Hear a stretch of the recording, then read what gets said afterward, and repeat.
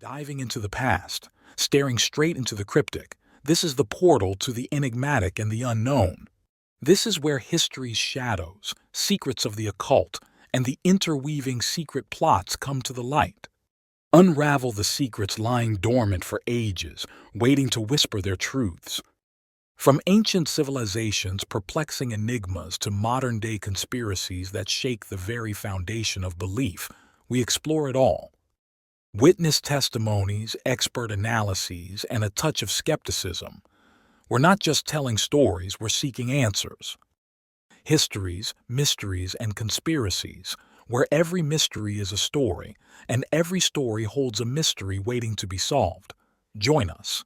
I know not with what weapons World War III will be fought, but World War IV will be fought with sticks and stones. Albert Einstein.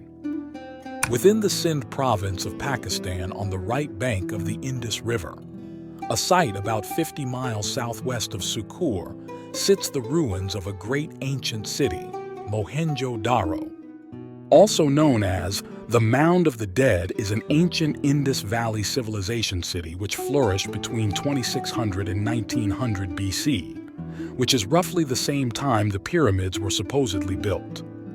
The city was built with burnt brick structures that were designed to withstand floods. The bricks were made from baked mud and burned wood and came in one or two sizes. Mohenjo-Daro was believed to be destroyed by armed invaders, and that the hapless victims, including a large percentage of women and children, were massacred on the spot. The ancient city of Mohenjo-Daro is fascinating, not just for its sudden abandonment, but also for its advanced technology and unique society. Archaeologists have discovered evidence suggesting that this massive civilization, spanning over 500 acres and housing between 20,000 to 40,000 people, was remarkably egalitarian. The city had no clear ruling class, and it seems likely that it was governed by elected officials. The urban planning, intricate irrigation and drainage systems, and a 900-square-foot watertight communal bath filled by the Indus River all point to a sophisticated civilization. The ruins of this ancient society, located in the Indus Valley of present-day Pakistan and India, have puzzled archaeologists for decades. These cities were suddenly deserted around the time the Great Pyramids were being constructed in Egypt, despite being flourishing centers of culture and technology for centuries. Mohenjo-Daro, in particular, seems to have been leveled or collapsed after 600 years of habitation. Could this ancient city have witnessed a nuclear war? Excavations have uncovered skeletal remains of a family, seemingly flattened under rubble and ash, as if caught off guard by a sudden catastrophe. Some sources claim that a layer of radioactive ash was found at the site, fueling theories of an ancient nuclear event. However, the evidence for this is somewhat unsubstantiated, as there is little concrete proof of radioactive material.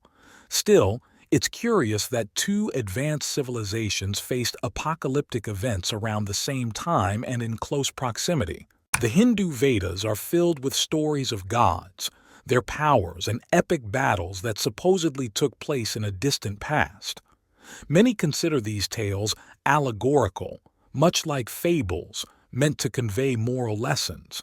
Yet these texts also describe noble gods combating evil forces, flying machines called Vimanas, and nuclear warfare? Are we sure these are just myths? The weapons of the gods are described as almost futuristic technology. One of the most notable weapons described in the Vedas is Indra's dart, which supposedly used a circular reflector to produce a beam of light capable of incinerating its target. There are also mentions of Vimanas armed with deadly weapons comparable to modern armaments.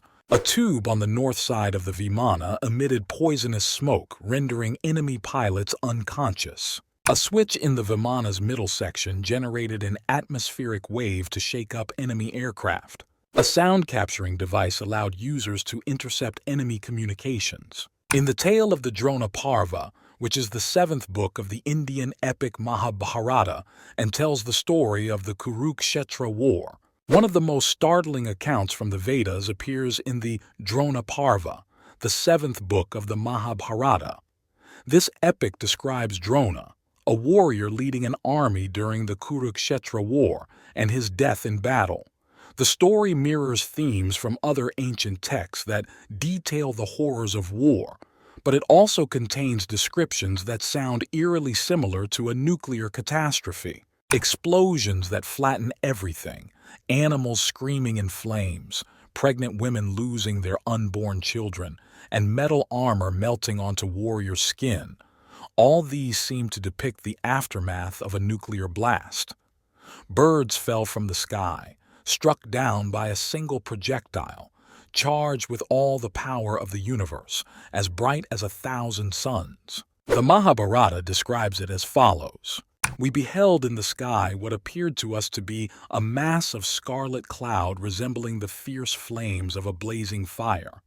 From that mass, many blazing missiles flashed, and tremendous roars like the noise of 1,000 drums beaten at once.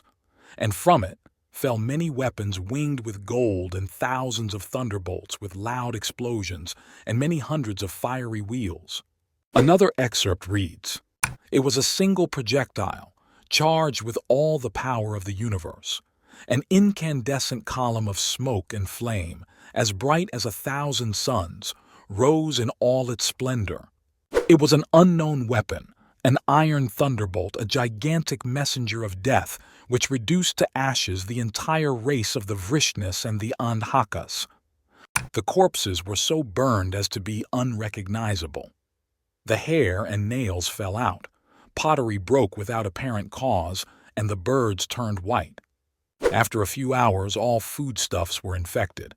The soldiers threw themselves in streams to wash themselves and their equipment. To our modern understanding of ancient history, it seems incredible to suggest that an atomic war might have occurred thousands of years ago. But what else could these passages be describing?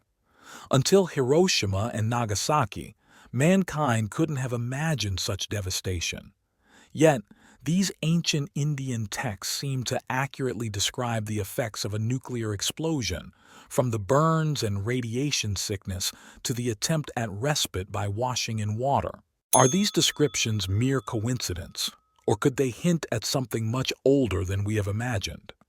As we continue to explore the Vedas, these ancient accounts of flying machines and powerful weapons challenge us to question the possibilities of our distant past.